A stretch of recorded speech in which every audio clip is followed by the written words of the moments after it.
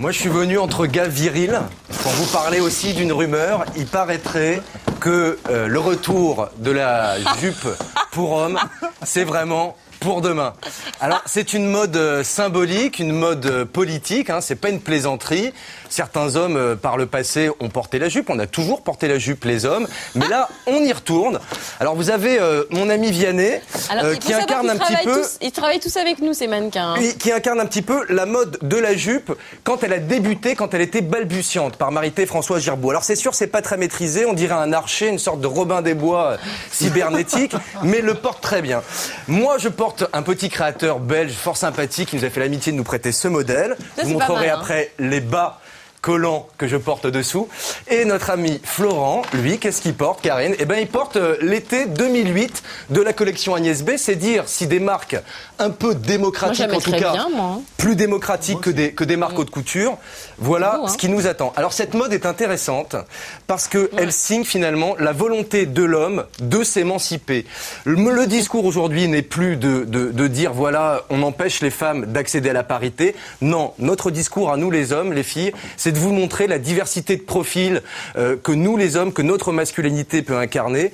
Vous prouvez que nous aujourd'hui on a envie de vous imiter, on a envie de lutter contre l'uniformisation de notre garde-robe masculine, on a envie de sortir de ces clichés carcans dans lesquels vous nous enfermez. Bref, on est des hommes divers, des hommes fantastiques.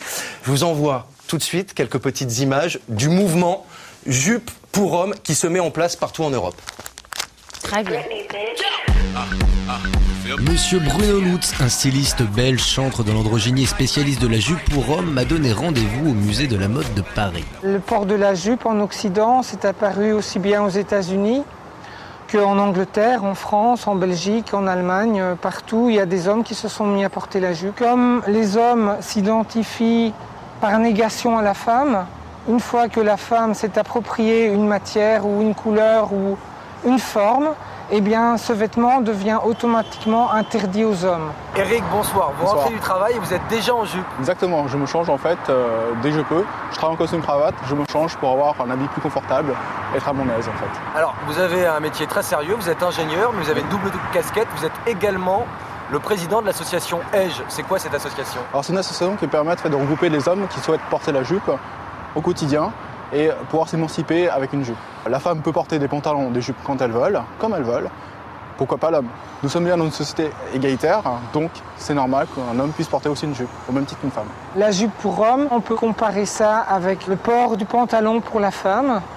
Dans les années 20, les femmes revendiquaient bien sûr une liberté, une égalité avec l'homme, et l'homme est sur la même voie. On pourra dire que dans 50 ans, on aura, par ce mouvement, revendiqué une certaine liberté d'être que l'homme n'a pas et que la femme a. Dans 50 ans, on pourra parler de nous comme des pionniers. Annick et Anne-Marie, les représentantes d'une grande marque de collants, sont venues proposer à Bruno les modèles de la première ligne française de collants exclusivement masculins. Est-ce que ça nécessite de s'épiler? Ce que je veux dire, c'est est-ce que les poils passent à travers la démarche de faire des collants pour hommes?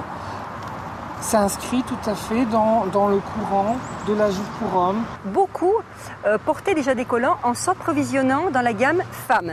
Il ne faut pas faire des collants pour hommes qui soient les mêmes que les collants pour femmes. Absolument. Est-ce que les hommes, vos maris, vous leur avez fait essayer les collants? Bien sûr, oui, sont les premiers testeurs. L'homme qui porte le collant, c'est quelque chose... je pense que il y a un côté bien-être, il y a un côté satisfaction qui est très très important.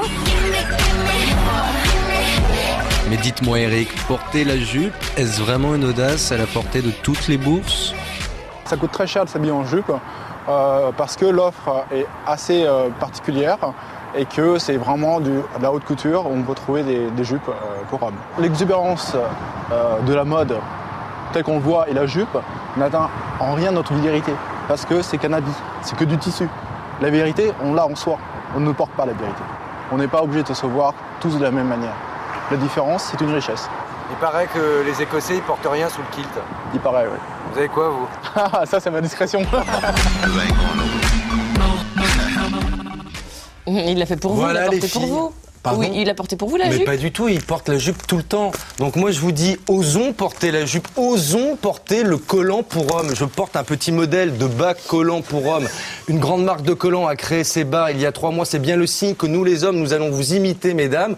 Un petit peu d'ailleurs, comme on le disait dans le magnéto, comme dans les années 20, vous les femmes, vous avez imité les hommes, avec les attitudes garçonnes. Et ben nous, ça y est, on se met à prendre vos codes vestimentaires pour vous montrer que nous aussi on peut accéder à la spiritualité féminine. Vive la skirt attitude, portons le kilt, le sari, la djellaba, bref. C'est Gauthier. assumons. C'est Gauthier qui avait lancé la mode. C'est Gauthier, mais Gauthier, il avait rien inventé. On a toujours porté des jupes. Bah, c'est François Ier, c'est pas simplement ethnique. François Ier en portait des jupes. Ah ouais. Et oui, et c'est bien plus confortable, si vous voulez, pour nous, pour lutter un petit peu contre la sclérose des coucougnettes. Finalement, le paradoxe, c'est que la jupe est beaucoup plus adaptée à notre anatomie que ne l'est le pantalon. Et le collant, vous Réfléchissez-y. avez un trou pour faire pipi? On a un petit trou, je peux vous le montrer, mais personne ne le verra, mais j'ai un petit trou là. Vas-y, J'ai un petit trou, voilà. Vous voyez En plus, je peux le montrer, allez. Non, il n'y a pas de trou. Si, j'ai un petit trou, bien Il y a sûr. un petit trou dans le collant pour faire Bien pipi. sûr. Voilà. C'est rigolo. Bon, toutes les infos pour les créateurs qui nous ont prêté les vêtements sur le www.france5.fr naturellement. Vianney, Florent, au boulot. Merci les gars. Merci. Bravo.